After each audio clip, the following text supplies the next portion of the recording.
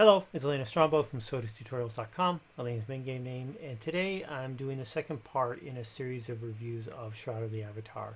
As explained in the first part of this video is I'm at a point in the game where I've been playing it for a year. I've got a significant amount of time invested into it. I've had the chance to watch the game grow as it has grown for this past year, from the very beginning actually to where it's at right now. And we're getting close to eventually here for release, and hopefully that's in 2017 here. I believe it is, though I don't have an exact date.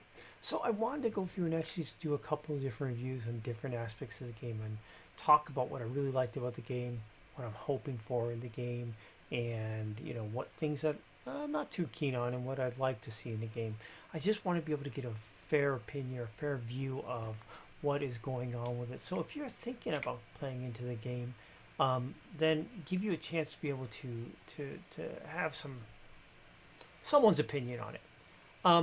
I am a backer of the game. I've been a backer since March of 2013, which means I really like the idea from the beginning. So I have some level of rose-colored glasses, but not that rosy. I will be honest where I can be. I think honest where I need to be, and give both the goods and the bads of it. Now, in the first video, I talked about the story in general and what what to kind of generally expect out of the game.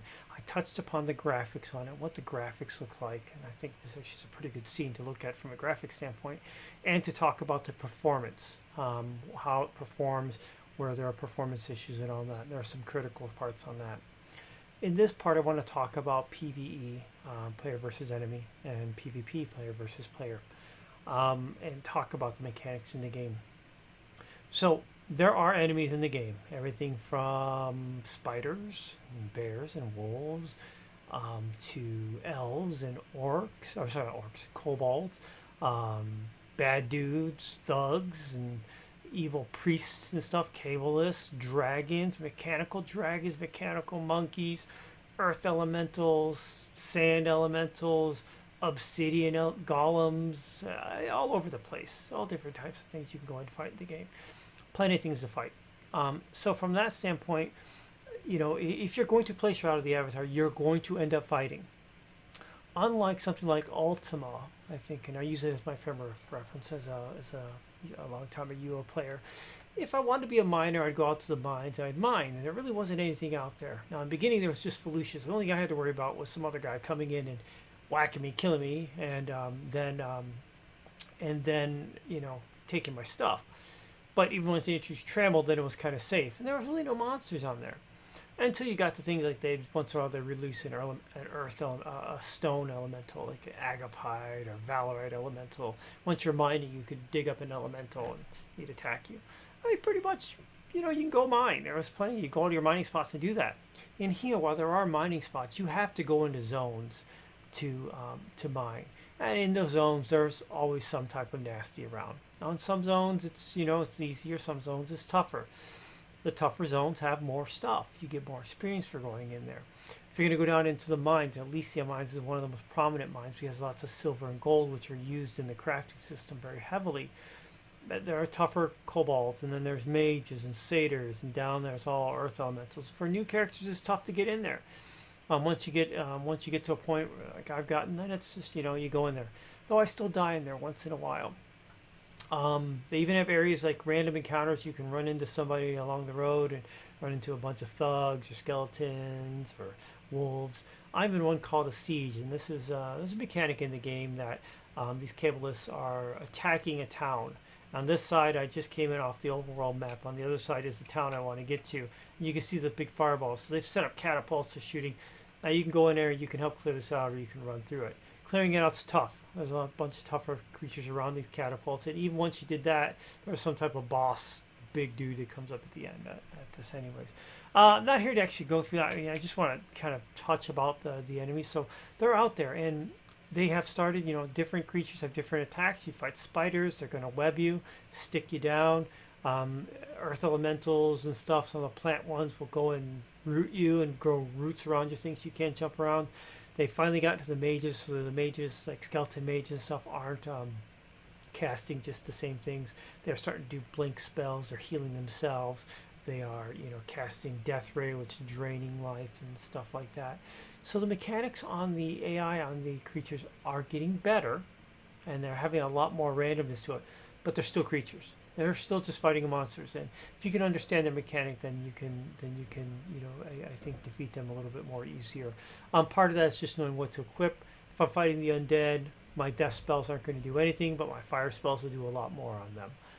Things like that, or having the right armor or the right spells. You just understand it. You learn how to fight them, and you're good at fighting them. And you know, maybe using the scene and stuff. So lots of it that's out there. Now there is also PvP, but it is consensual. There's a couple different aspects of that. I'm right now in a regular mode. I'm not in PvP. No one can come and kill me.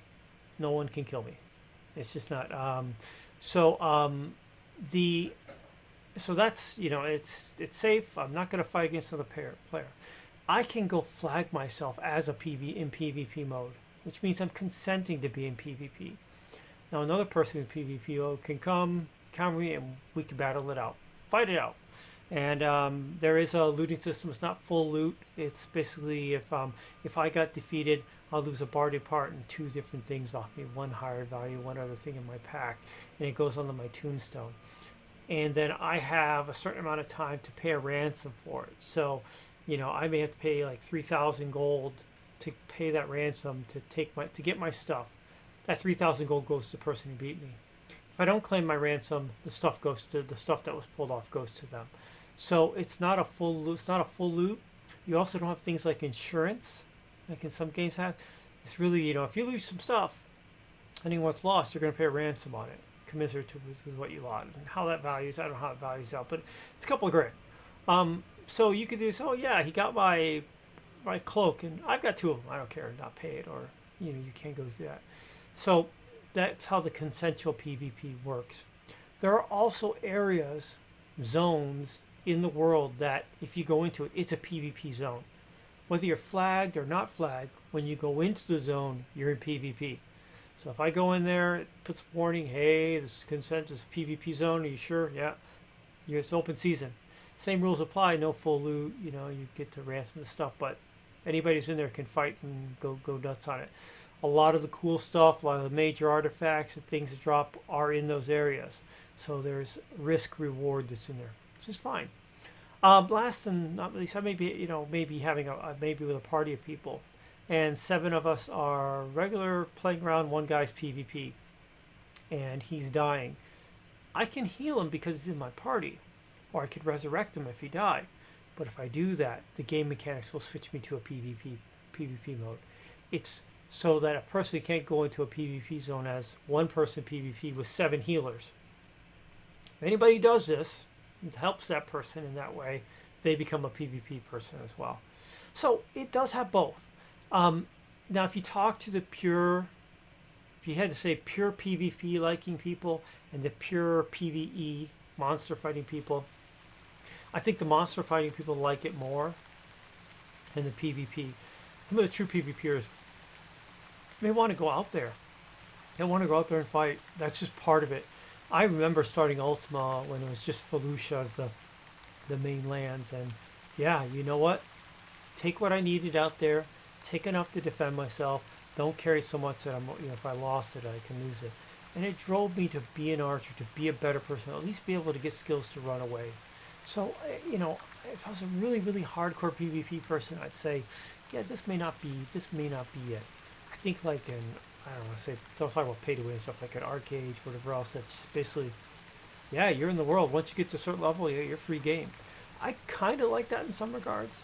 And if that's something you really, really important to you, try the trial on this and see if you like it. It's you know, I've got some really good people that can do PvP in here, and I'm not sure if that's all it's, you know, cracked up to be or not. But if I had to say pick a side which one this is more friendly to, I think it's more friendly to the PvE versus PvP. There is PvP though. I think that's just a fair assessment. We'll see how things go out. There's definitely not something like in PvP mode. Like if you remember in played Ultima Online, you could be a thief, you could steal things. You couldn't do that in Trammel, but you could do it in Felucia. It really came into whether you're in PvP mode or not. you can't steal things in here if you're not in PvP mode. So I'm not afraid of being stolen. The guys, 10 people can surround around me and they're not going to steal anything off me. I have to be in PvP mode. I'm not 100% agreed with that, but I know that a lot of people there was a whole griefing aspect of that that came out of Ultima. So I'm not in a way that that's the right or the wrong decision.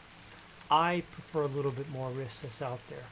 That's why we used to have little pouches. We'd put explosion spells on us. We know if there was someone sneaking up on us, or we'd cast spells, and we would do stuff like that. So, yeah. So you have different mechanics on it that can do that. Now, regardless of the mechanics that you have, whether you're doing, regardless if you're doing PvP or PvE, the fighting system, your skill system on here is very, very interesting. First, let's talk about skills real briefly. There's two types of skills: adventuring, fighting, and defensive and stuff, and crafting. I'm going to focus on the adventuring right now. I'll talk crafting when I get to the other one. You have all different types of combat skills, whether it's like shields or blades or light armor, heavy armor, bludgeon, range, pole arms. You got a whole schools of magic from sun, earth, life, water, moon, air, death, fire, chaos, and you've got strategy, things that help out your character on it. What kind of character can you be? Whatever you want. It is classless. There is no choose that you're going to be this kind of person, you're limited to these things. You can learn anything you want. If I look at this right now, I have a primary thing. I'm an archer. I have tons of archery skills, and this is 100 in the older games, kind of grandmaster, and it can go up a lot higher than that. But these are ones that I've grandmastered. You can tell I've done a lot of archery on it. I've got a lot of points in archery. I've got 852 points into this area, into this. Well, if you look at bludgeoning, or let's go on swords, I have less. I have 544. I've got some sword skills on there. Not like in the Ultima, you only had 7 skills you could do, and you had to balance between them, which ones you want to be at 100 or 80, whatever else. And be as many as you want. You can train up as many you want. The amount of experience to go from like level 1 to level 80 is like this much. The amount of experience to go from level 80 to level 100 is like that much. So it's a progressive system. I think I said it was logarithmic to get on there. So it takes time to do it. But you can get some basic skills on it. Now, if you look at it, I'm primarily run around as an archer. So that means I put on my bow. Aha! I'm an archer. But in that, I also have the ability to create different types of characters. Here, we're on my Death Sword Mage. And let's get out of here. Haha! I am now a Death Sword Mage. Now, if you see, I've actually got a wand in one hand, and I've got a sword, a one-handed sword in the other. Literally have the wand to help out with my casting, but I use swords on it as a defensive kind of thing. Now, sometimes I use a dagger, sometimes I whip out a sword on this. I can train all I want. It's how much time and how much experience you kind of go through it. The thing that's really cool about it is this whole thing called experience. I've got a pooled experience. I got a pool of experience at 1 million something, 1 million some change. It's a lot. I build up a lot of experience. Then I go in and train skills and raise them up. My goal isn't to be a GM at everything, because there's a penalty on it. My goal is to just be able to get ones up to a level that I want to get at, and then have, the ones that I really want to specialize, like these guys, push up this all the way up to the top level on that. So, so this is, and as I use the skill, as I raise it, it drains down from the pool. As I kill things and use those actions successfully, it adds to the pool. But it's something you have to manage. It's something that a lot of people aren't used to doing, managing a pool. Size of the pool affects how fast you can grow and all that. Flexibility is great, because I've got like light armor skills. I've even got basic pole arm and basic bludgeoning skills, things I fight with my wand and whatever else. I've been getting into death magic, so I've got a lot of magic being built up in here right now. I can make my character however I want. This also means I can make my character fit what I'm fighting. I can train my skills and organize my armor and my weapons to fight a certain type of monster, the undead, or a troll, or a dragon. I can also change it so how I fight a dragon, while it sounds great, you can beat a dragon with it, you'll probably get rocked when trying to fight a person, a real person in PvP. So it allows you to make different types of organization of skills that are for what you're fighting, PvP or types of monsters, or even types of PvP. Or you're fighting an archer versus a blade versus a mage or some combination on it. So lots of different skills to craft out how you want to fight with them. I mean, if you're looking at all these, different casting spells, fire, flaming fist, a fiery arrow, set your weapon on fire, fireball, boom, immolation, ring of fire, big disc of fire out there on the ground, burns people in it. Even summon an elemental, pet elementals. Like here, I've got my my phoenix. It's a sun elemental. It's a little fiery phoenix. He'll ride alongside of me and beat up on monsters with me too. I had to go out and do a quest to get that guy and whatnot. So, yeah. So you got a lot of. I'll dismiss him out just because he's gonna flap around and make noise. So it's pretty cool how you can do that. There's no class. You can be whatever you want to be and put together what you want. Talk to, watch other people, and they will help you figure out what are some of the best things to put together, what's in, what's not. Another thing they talk about are decks. This is where people who get it, kind of go, wow, this is great. People who don't get it, go, wow, this is a real pain in the butt. No way to get around it. This is my utility bar. Set things that are down here and things I can have access to. Like I casted my Phoenix, or I have Strength of Earth, give me some strength bonus, or dash, dash over here, or sprint, I want to be able to run faster. So this is my combat deck. I'm going to bring one up here. This is my, I'm going to modify this one. This looks a little bit different. When I go into combat mode, oh, I can't see it when it's on there. It's just down here. When I go into combat mode, a second bar comes up. What comes up on here, I have to build. It's like a deck. You play Magic the Gathering, Pokemon, any trading card game, same thing. You pepper your deck with enough cards, and you get them to come up in the patterns you want to.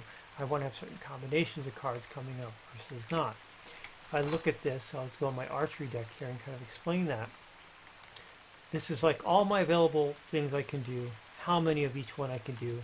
I'm going to show, so let's get down here, this is something I have trained. I can use one tap stole. I have one tap stole out of 4 that I can use. I have 0 out of 1. So I only have one of these confusing cards I can put in there. I can throw these over here in my deck. This is my deck of my available options. Now down here I can customize how the deck is going to appear. I can stack up a bunch of cards like here, and as the cards come in and out, it'll be one of the ones that are selected in here. I could put this in and lock it and say, I want that always to be there. No monkey around. I want to have my heal spell there. It's locked. It's always on my deck as soon as it comes up. This one, I only have 1 card in there, but I have 4 or 5 of them over here. So I want to see that card a lot, and only that card, because that's a bread and butter shot. Just like these two, I'm rapid fire and my disabling slowdown. So you can craft your deck to appear. Then you go out and fight with it. Did it work or did it not? Did you get wrecked? Did you die? Is there something you'd like to see in there? Transform in a little bit better?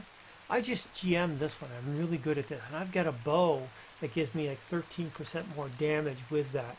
That's why I have this in there. It's a bread and butter shot that's just part of this.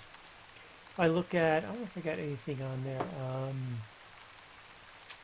Let's look at we'll look at let's go with just the playing out. Is it the one I brought up? Yeah, it was. Actually, I'll go to fire, my archery fire. Well, this one's a little bit geared toward, same kind of thing, archery. This all looks kind of the same, but I've now peppered it with more fire generating spells in here as opposed to just these. Fire does more damage on it, and I've got this one locked in. Banish Undead does a big blanket thing in there. So you can make your decks be purely static. I could have a deck of just all 10 of these straight across locked. I could have, all of it just open, put a bunch of cards over there and just everything kind of randomly shows up. Or I can control how it appears. There's mechanics to it. And you got to understand how those mechanics work and to make your deck function for you. In the beginning, most people are just going out there and just shooting and doing that. And if they don't learn the deck system, they will hit a point where they can't progress any further. It's just too tough. Once you've got the deck system down and you know how you can do that, then it makes it a lot easier. It's a great aspect of the game. Fantastic. I really like it. I really like it a lot. But it will be a source of contention for some people who don't want to deal with that. Now they can make a static one like that and do through it, but I still think at some point they're going to have to mess around with it. They're going to ask, Carlos, how did you stand in front of a troll and beat the crowd out of it and kill it? Well, I walk in, I get hit once or twice, and I'm dead. And I'll say, well, it's a bit of armor, and it's a bit of my deck, and talk to them and show it and whatnot. So, yeah, but it's a rich system. But it's like Magic the Gathering. Sounds like a great, simple game. You put your cards together. Here's all these options. Can't put them all in there. Got to choose. Maybe I want to have 4 of this kind, but only 2 of this kind. So I need this sometimes. I need this all the time. Put together a deck. That's an awesome deck. It's exactly what I wanted. You go in and fight someone else, and you get wrecked because they have one that you have a complete weakness to. I need to account for that weakness, and you shift the deck, and you put other cards in there to account for that and take advantage of that. It's with great flexibility and power. You know, it requires some attention to it. So let me stumble up some people going through this. So what else on there? Well, I think that's generally it. I mean, generally the PvE, I like it. You know, I know they're getting better on the AIs and stuff, so I'm going to give them a really good score on that. PvP, I wish there was a little bit more. I wish there was more that would draw people into it. There's still not a lot, and maybe that's just me because of the size of the population. We still have pre-release, and that'll change as it goes forward. Or put things together that really drive people to say, I really want to go into PvP because there's some really good advantage of it, or some lot of fun to it. I love when they put the whole sigils and stuff in Ultima, and there's people like claiming the city, and you know, I'd be part of the True Britannians. I'd be, you know, get my purple robe, and we'd go steal the sigil, and everybody be running, chasing after it. And you'd be trying to kill each other, and it was just fun. I mean, it's just flat out fun for those that wanted to participate into it. So if you're going to limit it, or you don't have everybody having to be in it, make a lot of fun thing for people to be enticed to run into it. And yeah, you know, if you did well, you got points, you got kills and whatnot. You could get silver coins. You can make things for your, you know, traps and whatnot. It was cool. I really liked that. But I liked it because it enticed me to come in and participate in that PvP mode. So, and you'd be sitting there at the bank, and also a bunch of purple cloak guys and a bunch of red cloak guys all came running by, and it was cool. So I hope they do something along that line for it. And I think if they can nail that, then they're definitely a lot better on the PvP path. So that was it. So I just wanted to go through that. So I've gone through the PvE and PvP, a little bit on the deck system. In the next video, I'm going to attack on the crafting and the economy, and talk about that a little bit and kind of where I feel that's at and what my general opinion is. So first video, story, graphics, and performance. This is the second video, PvE, PvP, a little bit on the deck mechanics. So overall, I'm pretty good thumbs up on the PvE side. I don't want to say I'm in the middle. I'm just kind of there waiting to see what else they do for PvP. It's there, but they could do a lot more. So that's my rating on it. And it's my opinion. Take it with a grain of salt. If you got any questions or comments, throw them on the video. Thumbs up or thumbs down.